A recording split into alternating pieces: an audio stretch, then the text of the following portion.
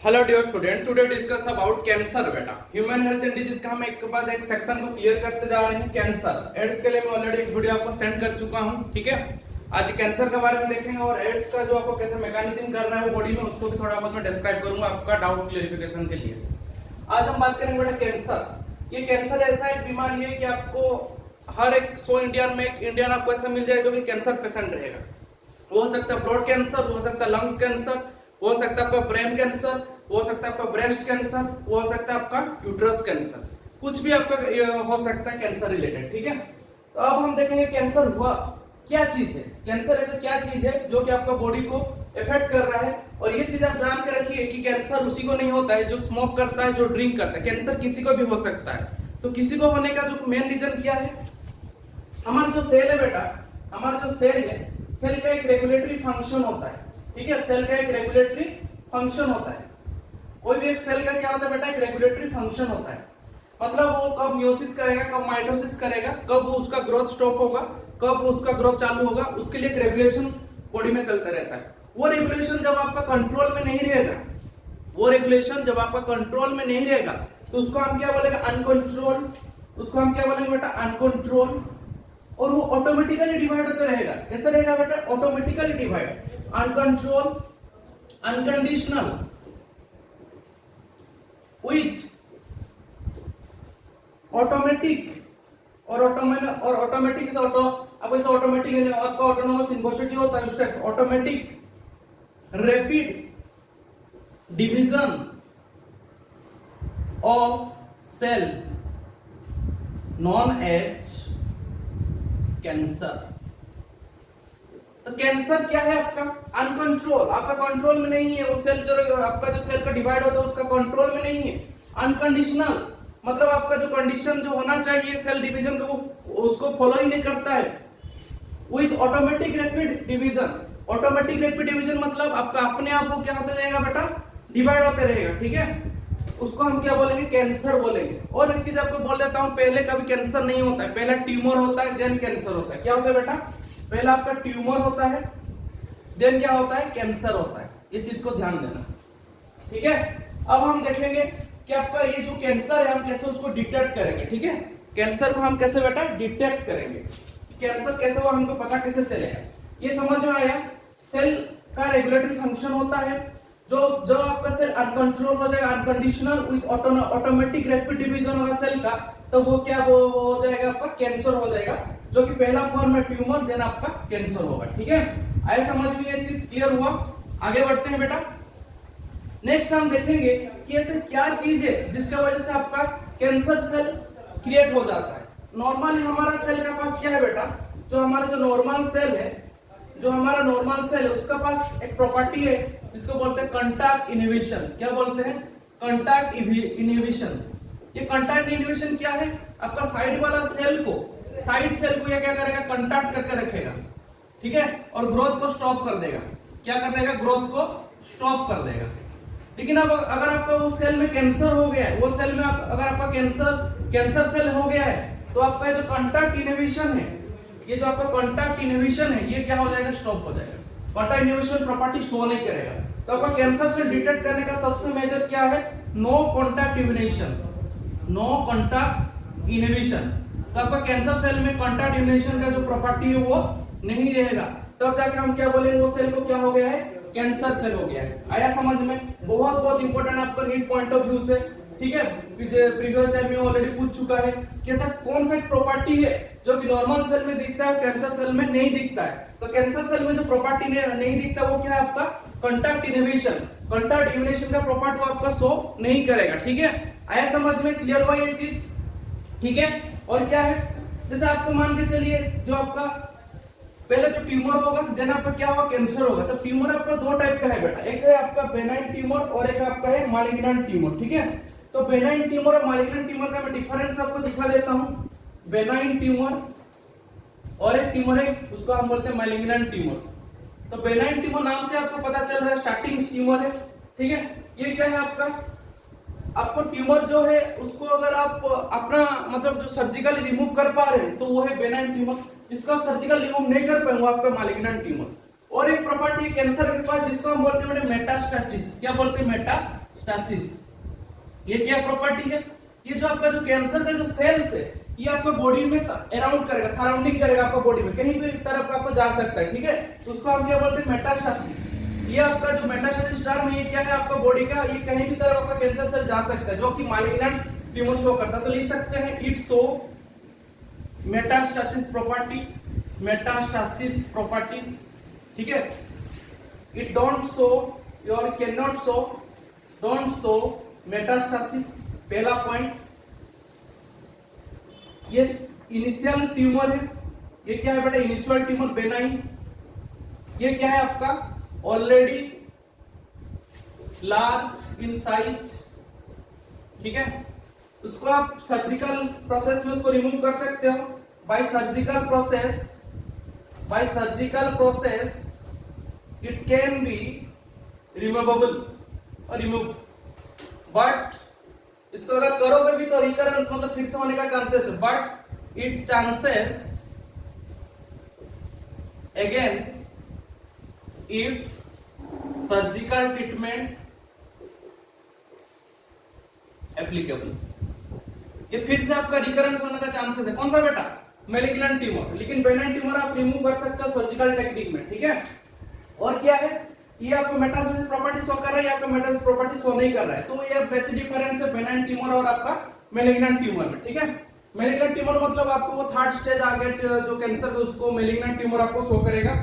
और कुछ चीजें हम जान लेते हैं, ये समझ में आ गया मेटास्टेसिस क्या होता है। मेटास्टेसिस वो प्रॉपर्टी है कि आपको कैंसर सेल आपको बॉडी के कोई भी पार्ट को जा सकता है, आपको इफेक्ट कर सकता है।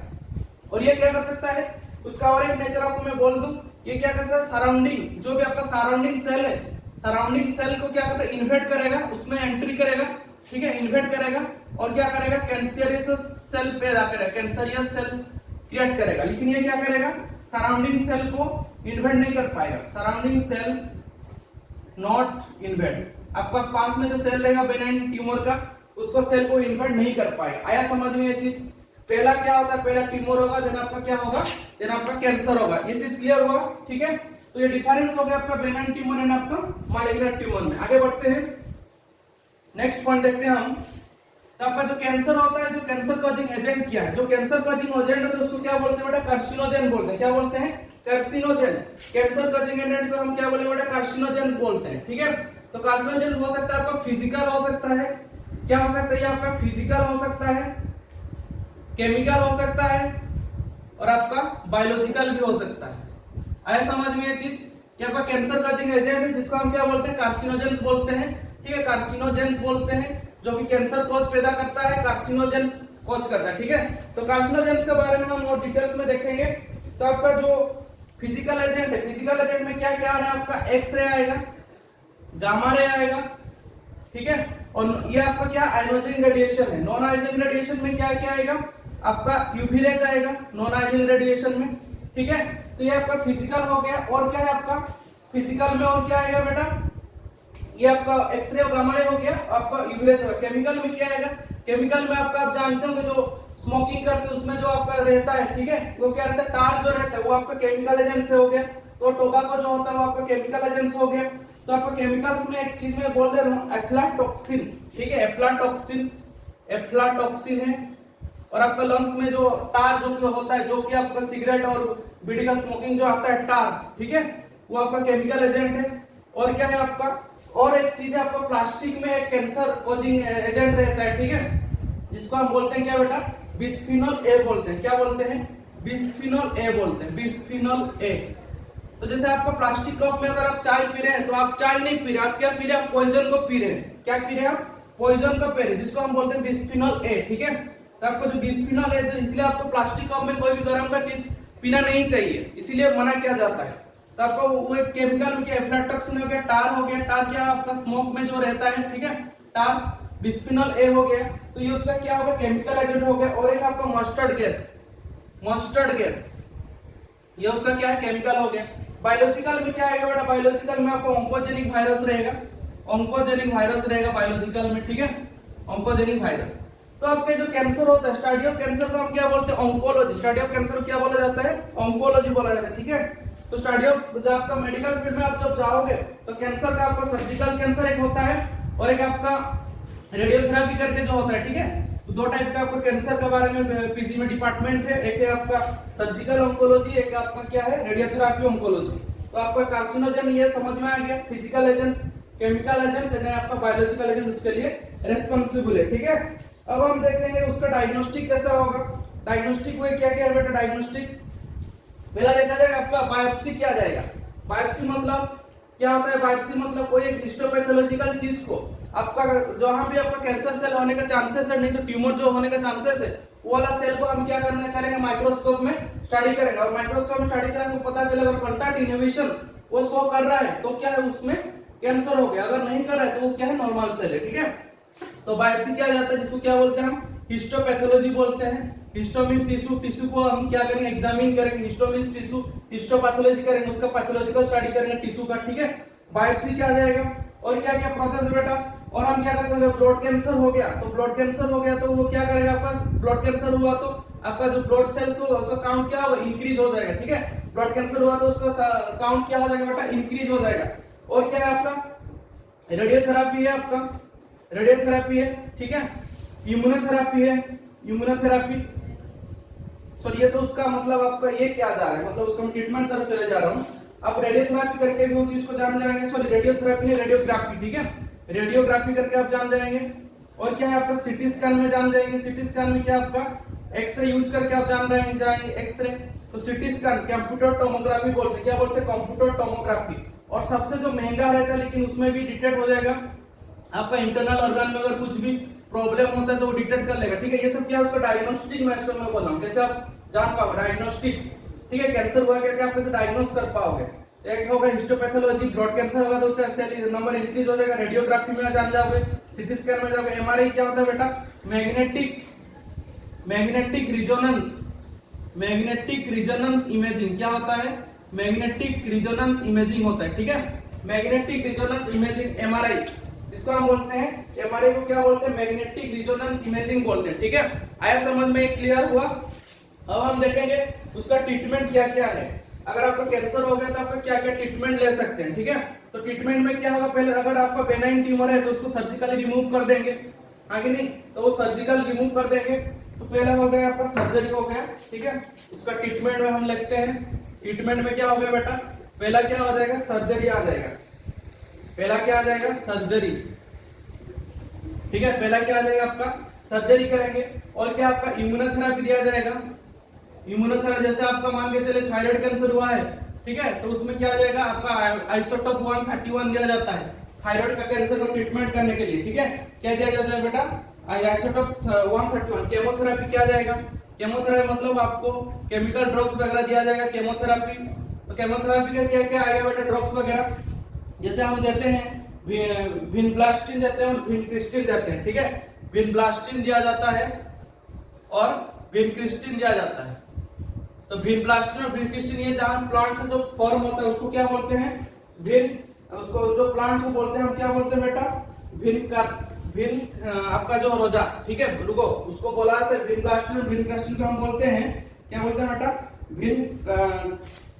विनकारोजिया एक प्लांट है उसी से ये फॉर्म किया जाता है, ठीक है। विनकारोजिया से आप क्या फॉर्म किया जाता है विनब्लास्टिन और विनक्रिस्टिन, ठीक है, उसमें आपको फॉर्म किया जाता है। तो केमोथेरेपी क्या आपका ड्रग्स दिया जाता है उसमें जो क्या क्या होता है आपका हेयर वगैरह फॉल आउट कर जाता है, हेयर नहीं रहता, देखो जो कैंसर पेशेंट उसका हेयर वगैरह फॉल आउट कर जाता है, ठीक है।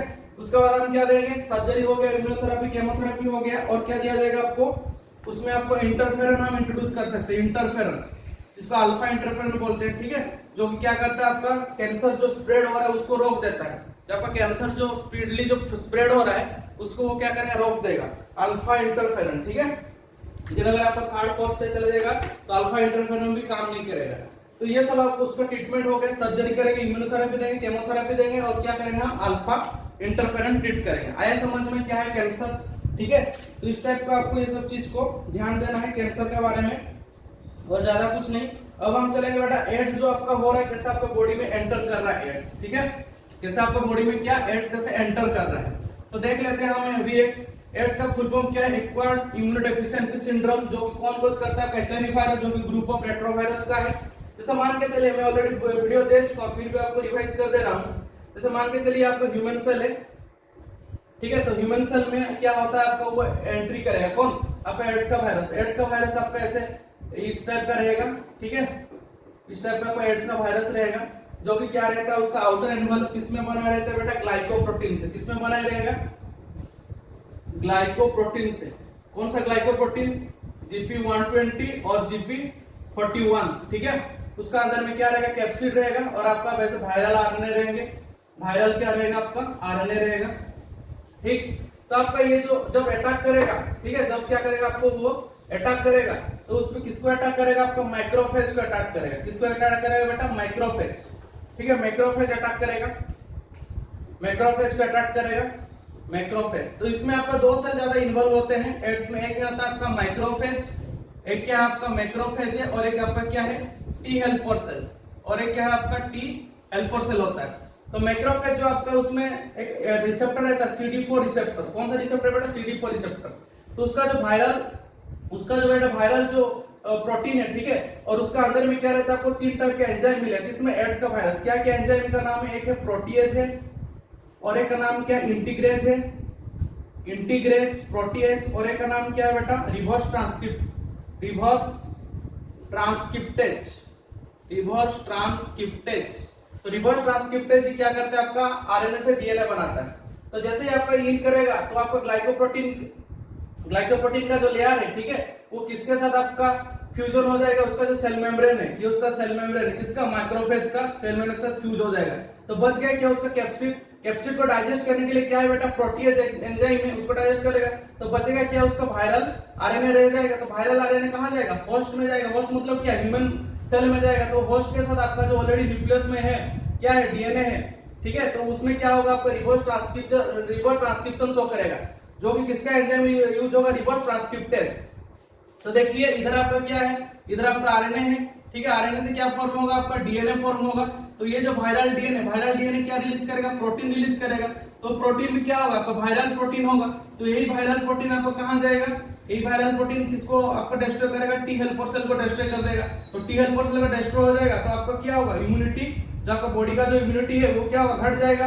एंटीबॉडी प्रोडक्शन क्या होगा, आपका बंद हो जाएगा। तो एंटीबॉडी प्रोडक्शन अगर आपका बंद हो गया, तो आपको क्या क्या सब सिम्टम आएगा, मल्टीपल सिम्टम शो करेगा। जैसे आपका क्या हो सकता है, आपको डायरिया हो सकता है, ठीक है, आपका बॉडी वेट लॉस हो सकता है, बॉडी का आपको क्या हो सकता है, वेट लॉस हो सकता है, ठीक है, आपको बॉडी का क्या हो सकता है, वेट लॉस हो सकता है, डायरिया हो सकता है, ठीक है। और आपको क्या करेगा, आपको कॉन्स्टिपेशन वगैरह हो सकता है, आपका ये प्रॉपर्टी, आपको फैटिग, आपको बॉडी मतलब पेन करेगा, बहुत सारे आपको मल्टीपल सिम्टम्स शो करेगा, ठीक है।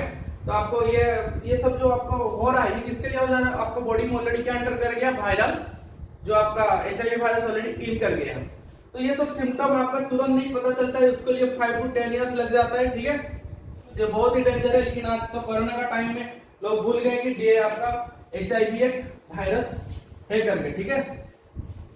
तो इसलिए आपको ये सब चीज को ध्यान देना है, उसका मैकेनिज्म वगैरह कैसे ये हमारे बॉडी को एंटर कर रहा है। बाकी सब में वीडियो, जो प्रीवियस वीडियो में एड्स के बारे में किया उसमें ऑलरेडी डिटेल्स में बताया हूँ, ठीक है। तो आप उसको पढ़ते रहिए, जो भी आपका डाउट है मेरे को फोन कीजिए, मैसेज कीजिए, ठीक है। मेहनत करते रहिए। Thank you.